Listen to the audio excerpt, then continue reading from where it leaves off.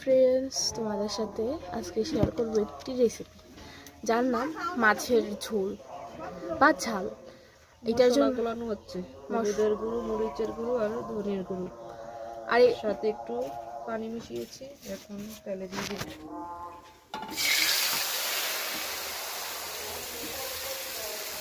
যেটা মিক্সড করানো হবে, বড়ি আছে, আলু আছে, তো এগুলা একসাথে মিলিয়ে রান্না করা হবে। তো চলো দেখিনি কীভাবে রান্না করে।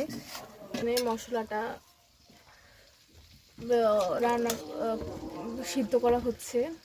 মশলাটা হচ্ছে এখানে ভাজা হচ্ছে, দেখি না। মশলা ঠিক এরকম তেল উঠে গেলে মনে করবো হয়ে গেছে। তো এই প্রিমিয়ামে আমরা তরকারিগুলো দিয়ে দেবো, মানে ছই আলু ভাজা লবণ দিয়ে হলুদ দিয়ে, তো এটা দিয়ে দেবো। ছোলা সিমকে ছই বলি বেশি বাসায়, তো ছই মানে সিম্পল ছই বলে আর কি বেশি বাসায়। তো এটা একসাথে মিক্স করে নেব, কষিয়ে দিতে হবে। মশলাগুলো কষিয়ে নিতে হবে। তারপর একটু পানি দিয়ে ঝোল দিব। তো বুঝতে পারছো কত সুস্বাদু হতে চলেছে। তোমরা প্লিজ একবার ট্রাই করে বাসায়।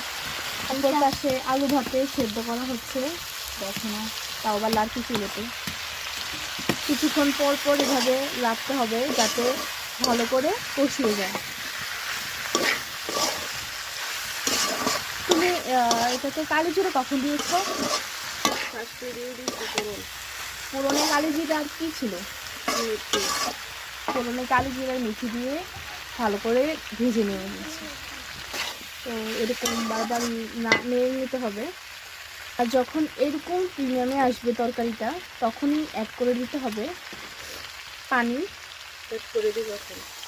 এই যে কতটুকু জল দিয়েছো, তেমন আর একটু জল দিয়ে দিয়েছে। তো এখানে আছে 1 ফল, তোমরা পরিমাণ মতো স্বাদ মতো দিয়ে দিবে। 2 কাপ জলের মতো হচ্ছে। আমরা খেতে খেতে একটি জিলাপি পার্টি দিয়েছি, জিলাপি খাচ্ছি। দেখছো এটা সিদ্ধ হচ্ছে, একটু দেখতেছে সিদ্ধ হচ্ছে কিনা। এটা প্রায় হয়ে এসেছে। তো এটা হচ্ছে আজকে রেসিপি, একবার ট্রাই করো, খুবই সুস্বাদু। তো এতটুকুই আজকে, বাই বাই।